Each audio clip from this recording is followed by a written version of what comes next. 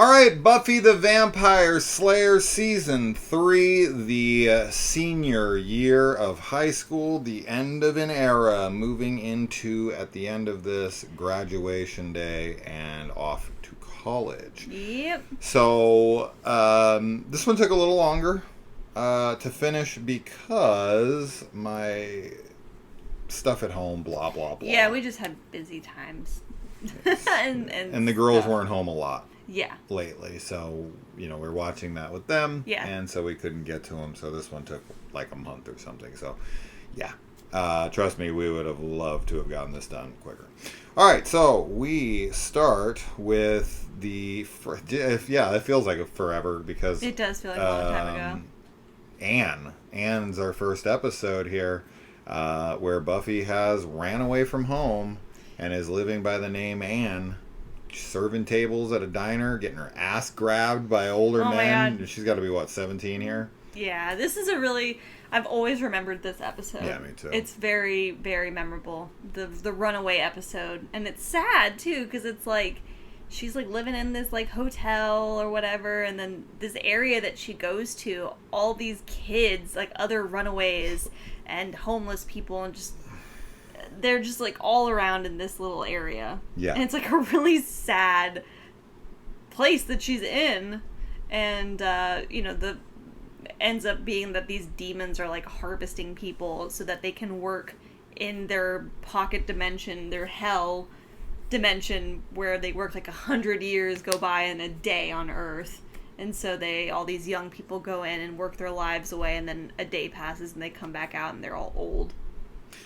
And it's like really sad. I mean, I don't mean to like get too into the logical side of things here. I don't really understand this, why they even release them back onto their timeline and onto Earth. Like, when they're done with them, they should just kill them and get rid of them. Like, yeah. Why they would send them back makes zero sense to me. Like, that just seems like more effort than it's worth. Maybe not, though. I feel like killing them, they're just like, we literally don't care about you. Because they make them, like, repeat that little mantra, like, I am nobody, like, over and over. Sure. And it's scary, because, like, she's kind of walking around. It's plot convenience. It is. So that Buffy can run into one of them. This happens a lot in this show, but I'm okay with it. Yeah. It's fine. There's a lot of things that happen for plot convenience that when you really are like, But, yeah, we also get, this episode has that one chick from the vampire episode, the vampire, like, groupie episode. Yeah.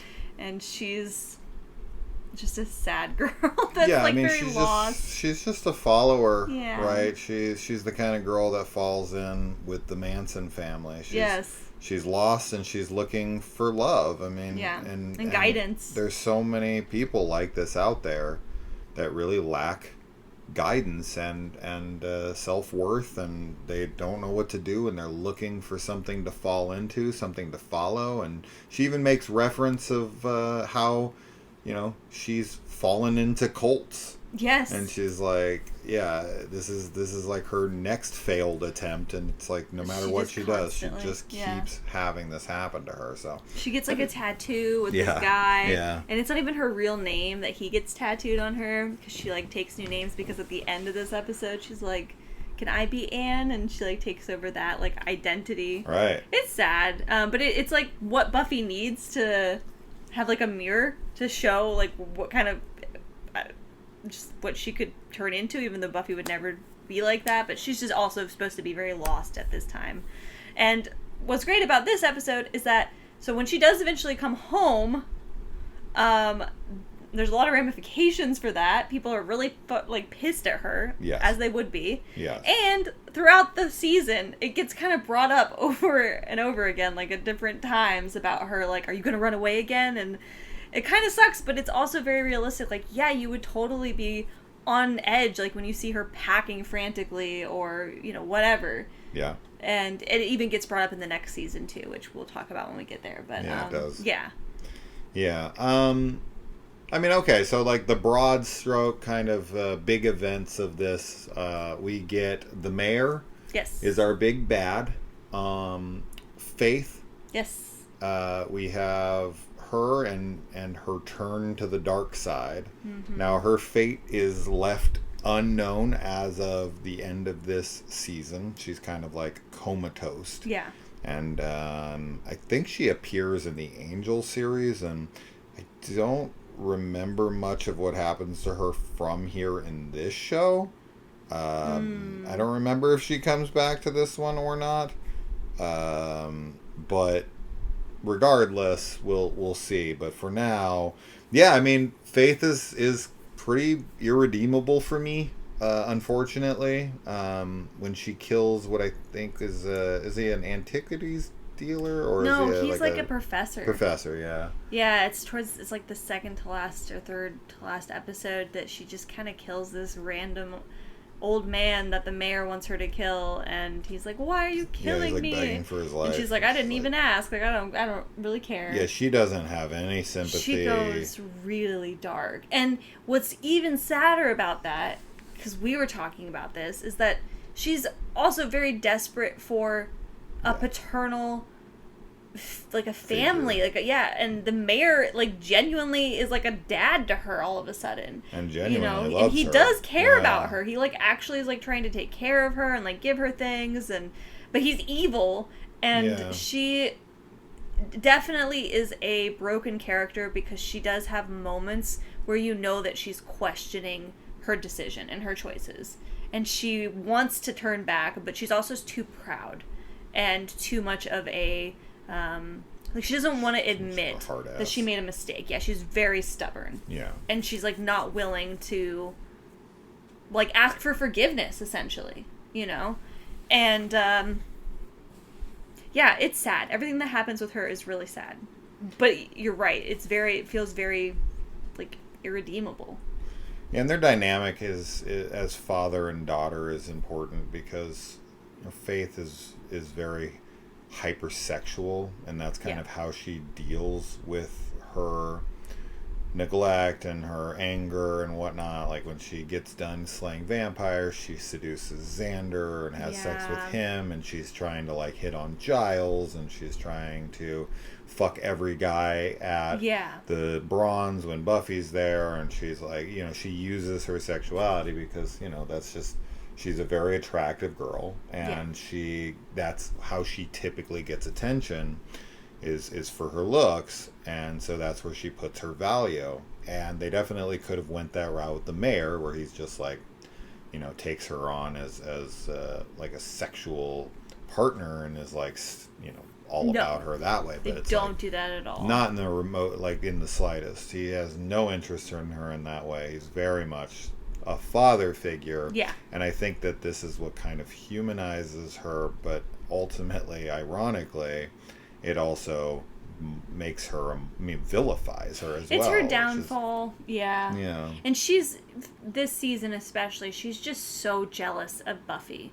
And because Buffy has a lot that she doesn't. She has a mom that cares about her. Yeah. She has friends that love and care about her. She has a boyfriend, that also loves her. She has Giles as a father figure, right? She has all these things. She could easily have all of these things and if it wasn't for her stubbornness. She could, but yeah, she's just very, as you said, really hard-headed. And so it's kind of like the dark version of Buffy. Like, yeah.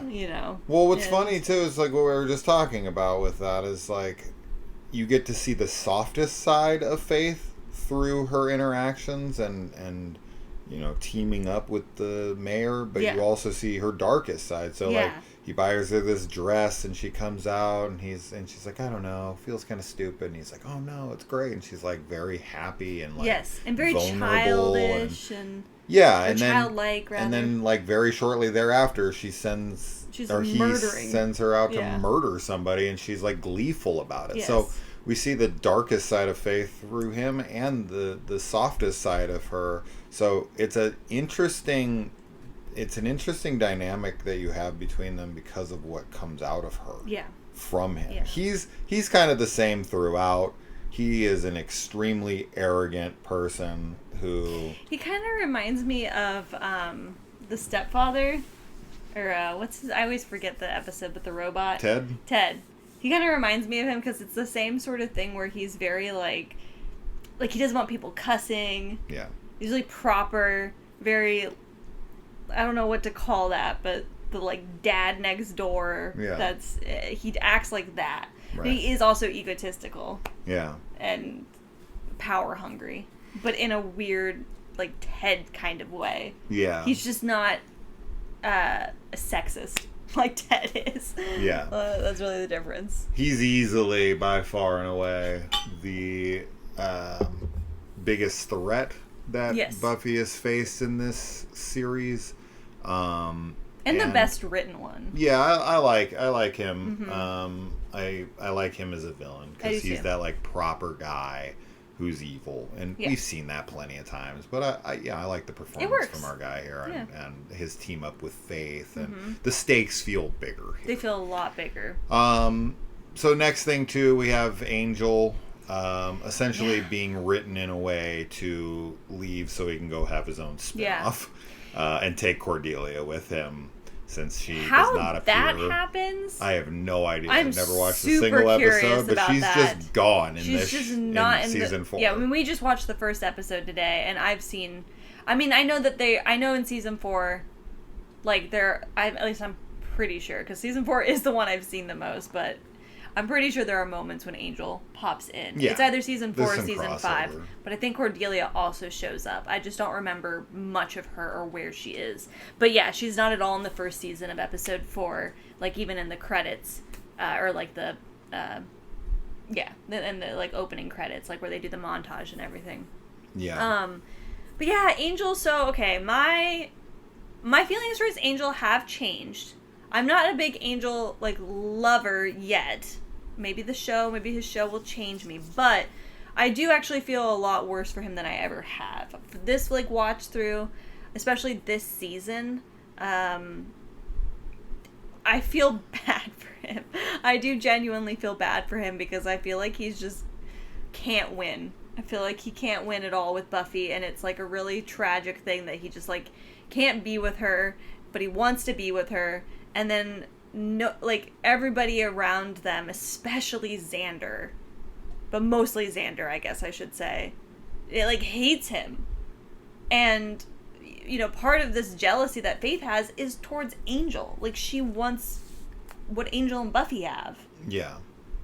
So, yeah. As far as, like, Angel's curse goes, I had talked to Kaylee about this today or yesterday or something recently, where I don't really understand. It makes it kind of this tragic convenience for the series. But when he is resurrected and Willow had performed this new ritual on him to bring his soul back to his body before Buffy, impaled him and sent him into the demon dimension, which I think is supposed to be in this, maybe the same dimension that the Anne episode is in. Where, like, time moves slower. I don't know if it's supposed to be the exact same dimension or something similar, but regardless.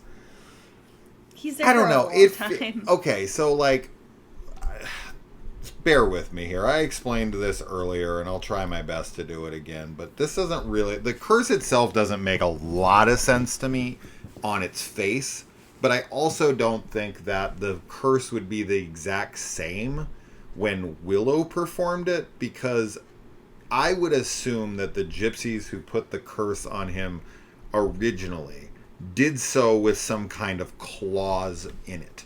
Now, as I said, I didn't bring this up before because I hadn't thought about it too much previously.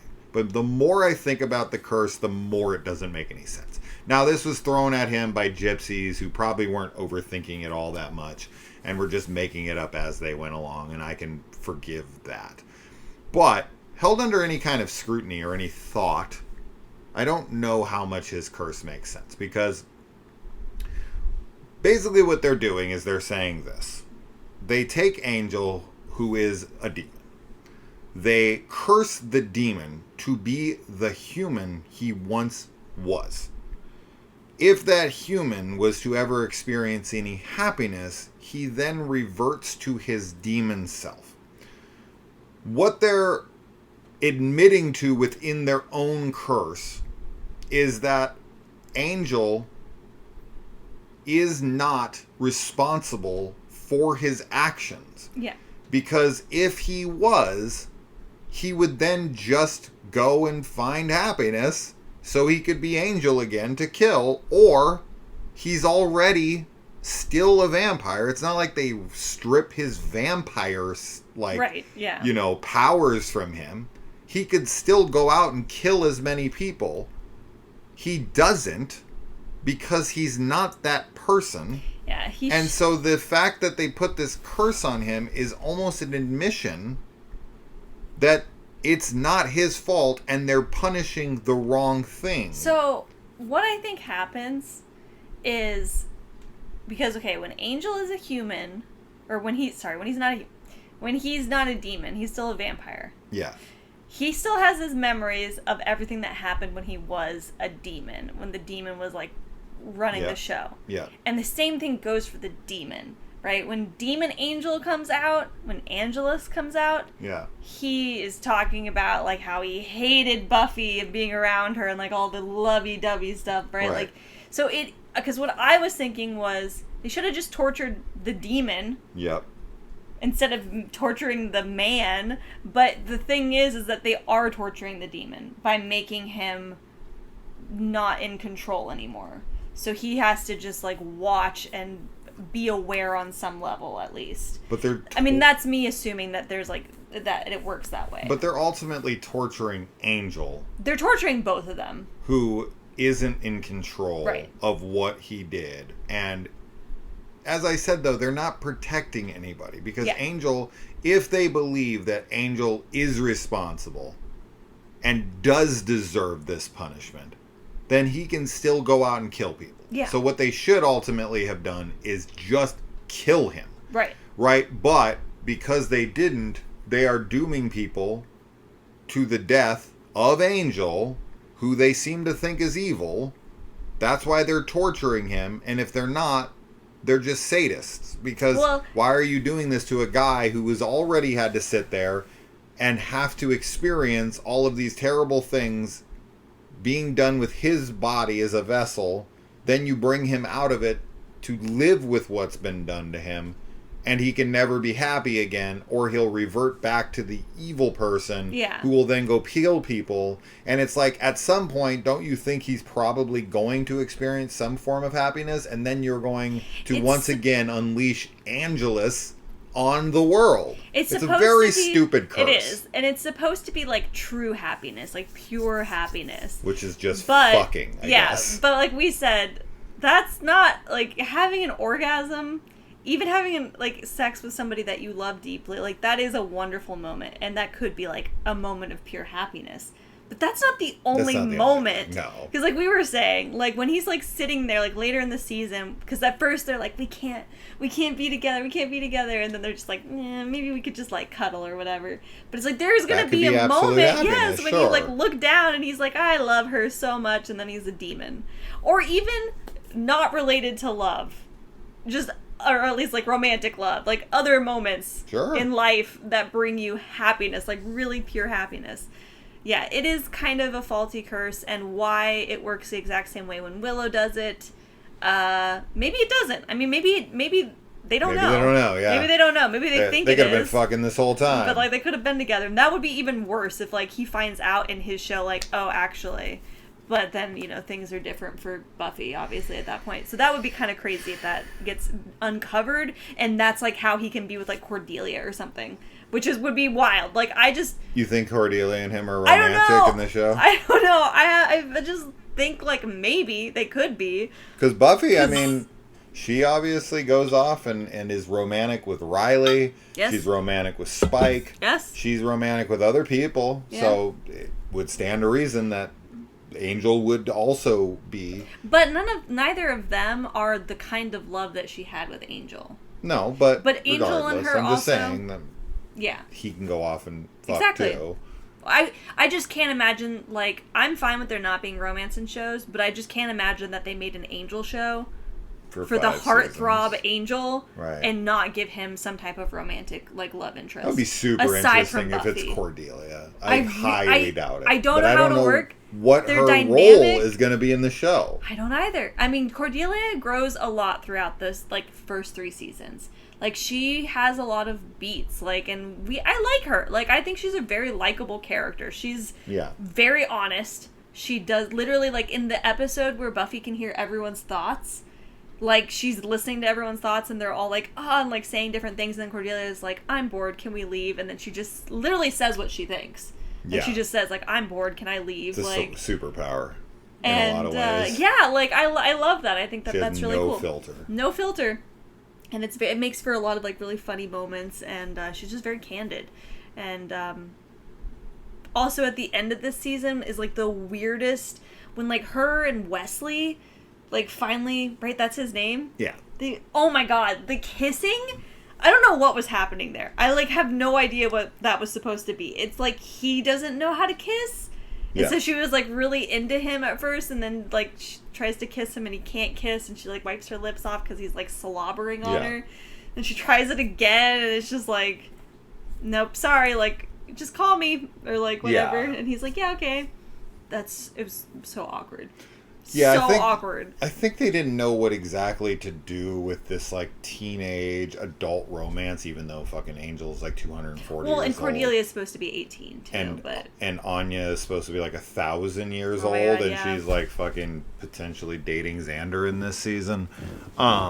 So yeah, I don't know what that was, but it was funny. It was very funny. It was funny to see. It's never meet your heroes. Sometimes your fantasies can go horribly wrong. Yeah. So yeah. Anyway, the other big thing here is that we have Willow and Xander's affair. Oh my god, yeah. This was one of the more crazy. frustrating elements of the series. Now, not in a bad way, season. just it was angering. You were like, fuck you, Xander. I was so much more angry at Xander. I wasn't happy with Willow. No, but I feel like it's so much more Xander's fault because Willow's been pining over him from day one. Oh my god, since they were little. Of course, Xander is a typical dipshit who's like, I want what I can't have. Yes. Oh, all of a sudden I notice you now that you're with Oz when he's with Cordelia, who's way out of his league. Oh my god. And he's like, oh, Willow all of a sudden. And it's no, this was terrible. It's so upsetting because I love Oz. I think Oz is of all the guys in the show, he's the perfect guy. He's such a good boyfriend. Yeah. He's so perfect for Willow. And even throughout all the cheating stuff, he understandably is I need distance, I need to be away from you. But they inevitably get back together. Yeah. And he's still just as sweet with her. Yeah. Now, they obviously there's issues that happen, going forward, but... He's so cool being around Xander, too. Oh my god. He's such a cool guy. He's so cool, and I feel his character is so funny, and just, I just love the way Seth Green plays him. I think he's such a little cutie, and, yeah. So I could be wrong on this. I am curious to see how it all unfolds. But I remember Oz leaving the show, and I remember it happening, I want to say after season 4, but I don't remember why or how. Oh, okay, I won't tell you, because I definitely remember why he leaves. And I think you're right. I'm pretty sure it's, end of the season 4. Yeah, you'll see. It plays into stuff, for sure, and you'll be like, oh, okay, yeah. But... anyway, in this season, but yeah, the Xander, Willow stuff, very angering. Xander, he's a funny guy. Yeah. I like his character, but I also hate his character sometimes because he is just, I just feel like he messes up so much. Yes. Yeah, and it's really sad. And then there's also, we kind of get alternate reality, obviously, when Xander and Willow are vampires. And are together, that episode where it's the crazy BDSM leather Willow that's all sexy and evil, but she kind of reminded me of oh my god, I can't believe I'm blanking on her name. on Spike's. Drusilla? Yeah, she reminded me of Drusilla a little bit in the, like, bored now. Like, her, like, Okay. weird little... Yeah, of course. You know? That was just how, like, Drusilla's the same kind of way. Like, the creepy, cute, evil girl. Yeah, Allison Hannigan definitely portrays two completely different people. Totally different. And when she's trying to, like, pretend to be either one of them in the episode, when the evil one's trying to pretend to be Good Willow and Good Willow's trying to pretend to be her, the way they hold their bodies, the way that they hold their faces, everything, like, she literally transforms herself into a completely different person. I think same is true of Xander as well. When he's evil, he's pretty different. So yeah, hers is a lot more noticeable because her character is so extreme, and it is really funny. Like, the only reason that the evil Willow even gets away with pretending is because it's with Cordelia, and like Cordelia is just very like, I don't know, she's like doesn't care that much. Yeah. But when she's like when she's Good Willow pretending to be the evil version, and she like sees Oz and is like waves at him, like, ha, like, it's me. It's so ridiculous because it's like, everybody saw you. Like, what do you mean? Like, you're just gonna be like, hi. Right. Yeah, I think that's really fun, and I like that she's like, I can't kill her, and then they send her back, and she ends up dying anyway. We get a fun episode here with the adults all turning into like adolescents essentially, and this is where we get Giles and Joyce jumping each other's bones. They have a lot of sex, yeah. Yeah. Yeah, I like and that. I like that Buffy, actually... finds out about it. And she also brings it up in other episodes, and like the mind reading episode. Her mom is like, "I don't want to be around you," and she's like, the connectivity of every episode is good. So great in this show. Everything always gets brought up. Everything, like, it's so good. And another really funny thing from this season is that what character is it? What's her name? Gets turned into a mouse. Amy. And she's just like throughout the whole fucking season, she's just still a mouse in in Willow's room, and she's just like, I'm still trying to figure out how to bring her back, and she's just in the background, just running around on like a hamster wheel and shit. It's funny and sad, but the continuity is great. And I do really like that episode where they turn into, like, teenagers because of the chocolate. This is where the show really shines when it does. It's like... But unlike the X-Files, the through-line plot is still interesting. Like, everything that's going on with the mayor and stuff is still interesting and good. But then they have those episodes where all the adults are acting like teenagers. And it's, like, really fun and really silly. And I like Giles and Joyce. I think they act like great teenagers. But they also, like, act like teenagers from their time, which is cool. I'm glad that they weren't like modern or like 90s teenagers, like they were like teens from like the 70s or whatever, which I liked. I thought that was cool. They had sex. They had sex for sure. We talked about that,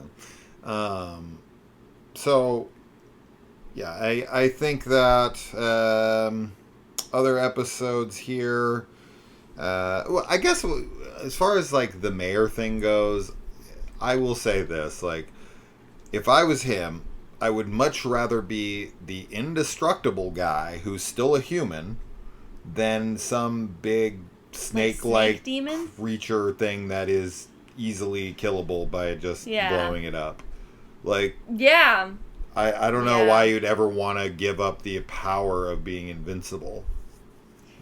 I don't know. He just wants to be like ultimate power. But he's not. Jafar. He gets killed in 2 minutes. I know. And then they have like this big freaking Mortal Kombat showdown. It's awesome that, where there's like Battle of Helm's Deep. The graduation day with like the whole graduating class like having weapons on them. And they use Xander's freaking abilities that he got from the Halloween episode. Yes, which was last season. Yeah. Great. Yeah, I love that. And they get what, like 7, 10 at least graduating seniors killed, and their parents run off. Oh my god! Can we talk about this? How the parents run off, and not one of them come for any of their children. No. They run That's in like hilarious the opposite to me. Direction. No way in hell I would leave without my daughters. That'd be the first. That'd be the first place I ran. I'd be running over to them. Let's go, and their parents run that way, and all the kids are steadfast. The parents suck. This is really good though, because like the graduation, like them all working together, plays really well into the prom episode, because like Buffy shows up and she's all like, you know, sad because she doesn't get to have, like, this is really when she's like, oh, I just, like, don't get a normal life, like, at all. Like, no part of my life gets to be normal, and I don't get to have a normal high school experience like everybody else, but she's very much like, I want other people to have that. Like, she doesn't want to take it away from them. And I think that's one of the things I've always loved about Buffy's character, is how she really is selfless. Like, I know that Cordelia calls her selfish for wanting to save Angel and stuff, but she really, like, at the end of the day, Buffy always does what's right. You know, she very much is that superhero stereotype. Like, she is good to her core. Anyway, but that episode, when they, you know, they name the class clown and stuff, and then they, like, the whole class is like, Buffy, like, we don't talk about it, but we know that there's, like, weird stuff. And then they bring things up. They're like, hyena people, zombies, or whatever. Yeah. And that's great. And they all acknowledge, like, literally everybody is like, you've kept us, like, alive. Yeah. Like, you're our protector. And they give her the little umbrella, like, trophy thing. Which comes back up in season 4. But super cute, and then it ties into the graduation day, because then it's like, yeah, they, like, the senior class, like, has to, like, band together to survive. And I love that. I think that's really cool and really cute. Yeah, it's a good payoff. Yeah. From the prom stuff into graduation day part 2, and the school stands by her. Yeah. I think that really sets up the end very well, and it doesn't make it seem like, where the hell did that come from? Right. Them acknowledging that they kind of live on the Hellmouth, and that Buffy is the leader of what keeps them alive, and they have the lowest death rate per class of any graduating class in Sunnydale's history.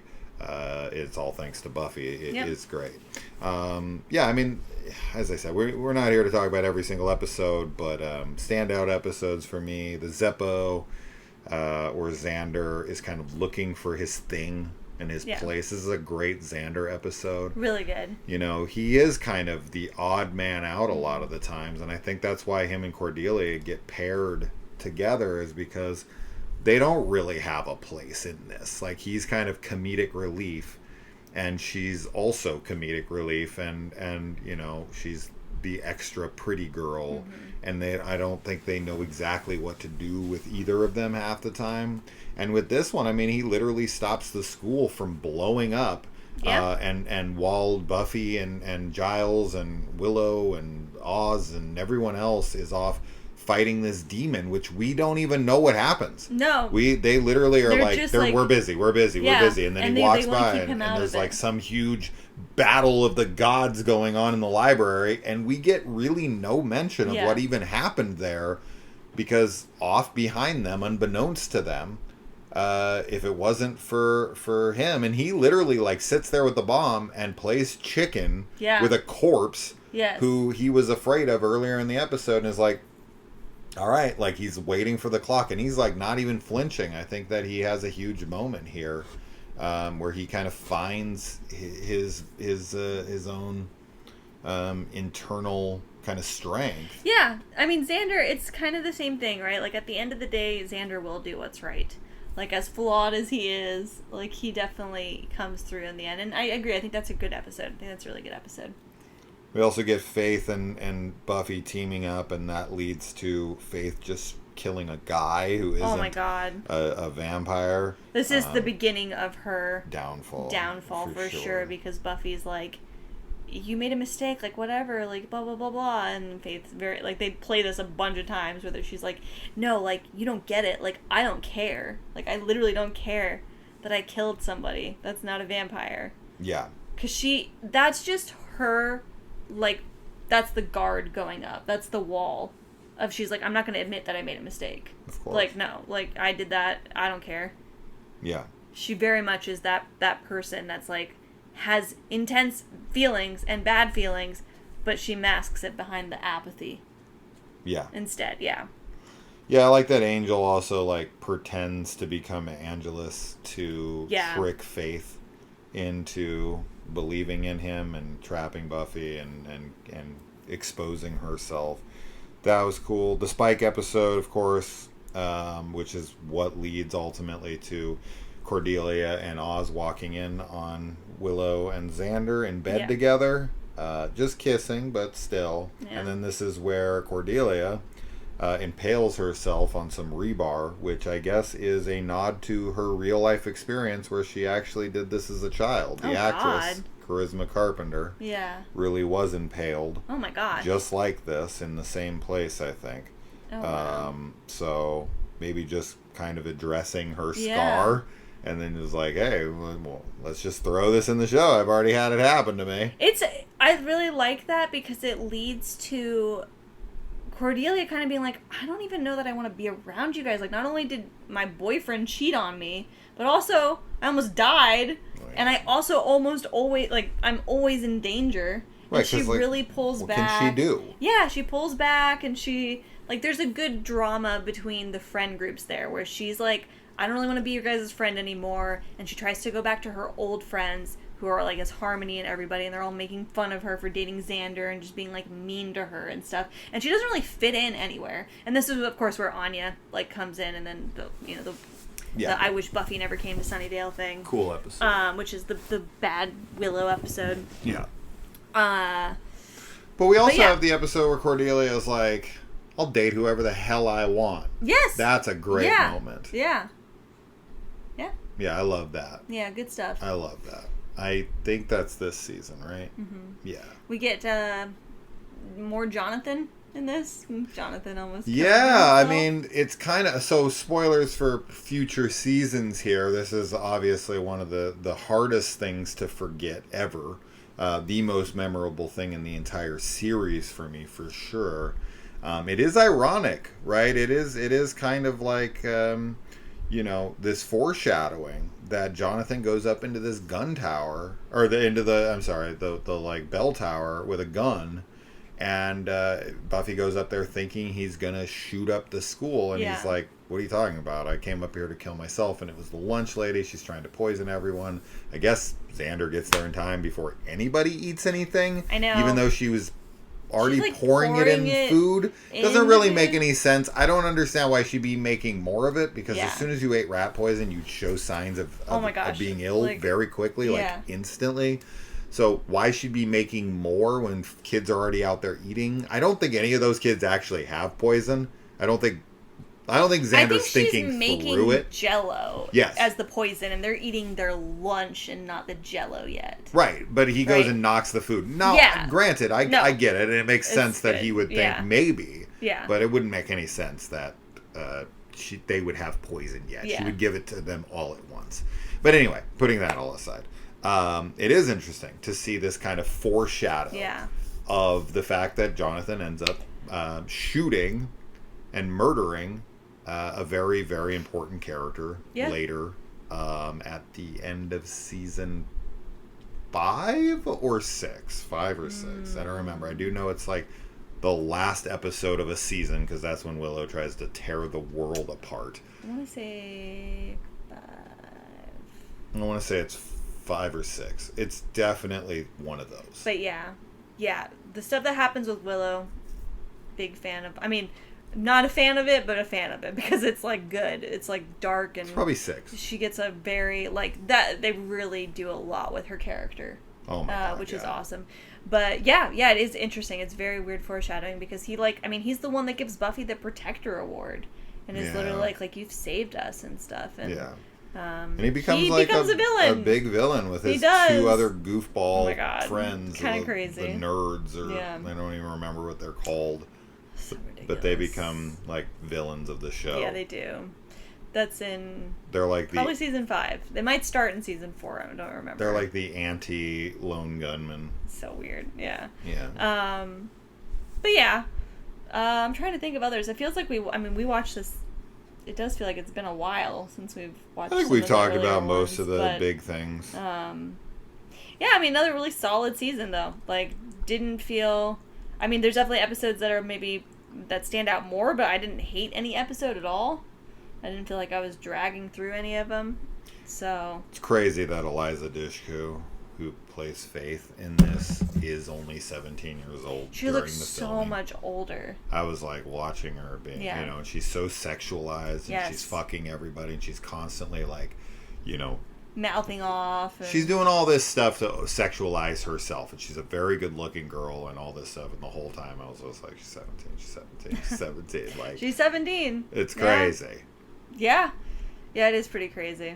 So Great actress. She does a great job in this, though. I really like her performance. yeah, I think she does an awesome job. And, yeah. I'm excited for the next season. I really love... I really remember the first episode, like, which we watched today, like that, just the first day at college and everything, which we'll talk about in our next video. But I really loved this season. I watched it a lot because I had it on DVD. Season 4 is where things really start to get great for Yeah. me. Hush and Yes. stuff like that. Yeah. I think that's where the show really hits its stride. Yeah. But it's, I mean, the first 3 seasons, I think, are really solid. Isn't Adam the big bad of season 4? Yeah. Okay. So, Okay. good stuff to come. But yeah, I'm excited. And then, you know, when we get to it, yeah, I would definitely like to at least check out the Angel show and see what's going on, because 100%. I'm really curious Yeah. about Cordelia So and curious. everything. Like, I just really want to know what's happening, and also I want to tie it in because I know there are episodes that Angel comes in and he like pops up and he's like, hey. And there's also episodes where Buffy leaves and isn't there because she's like, I gotta go see Angel, and I'm like, the crossovers are happening. I want to know what's going on the other show. So anyway, We'll see. we'll see it. We'll watch Angel. Yeah. So. Yeah. All right. So that's well, that. what are your guys' favorite episodes from this season? What are your big moments? What are things that we didn't talk about that we should have? Yeah. That we missed? I think we mostly talked about everything. Obviously, Giles gets sidelined as the Watcher. Yeah, with Wesley. And he is still kind of sidelined as of season 4. He hasn't been, like rehired. No, he has not been rehired by the council because Buffy's like, I don't need no council. Yeah. At the end of this season, she's like, She's a renegade. bye. Yeah. And Wesley's like, you can't. Yeah, it makes me wonder, I don't remember if this happens, but if Faith is in some kind of comatose state, or even if she died for a minute, will we get another Slayer? I know that in season 7, they start rounding up the Slayer hopefuls, the people that were supposed to take over for Buffy if she dies, and she gets this whole army of like potential Slayers. Yeah. But I don't think they have their powers because they're not Slayers yet. Mm-hmm. But maybe they get them somehow. I don't remember. I'm super curious to get to those later seasons. I've only ever seen each season once, other than the first couple seasons because we rewatched them with the kids. But I'm going off of every episode one time. Yeah. Yeah, the season 7 I haven't seen very often, for sure. Yeah. I feel like 4, 5, and 6 I saw the most, but 4 and 5 mostly. I rewatched those a lot. Yeah. So yeah, I mean, I'm just excited. I'm really excited to continue watching the show, and I want a Sunnydale High sweater or T-shirt maybe. All right. So. Well, guys, we'll see you next season. Adios. Bye.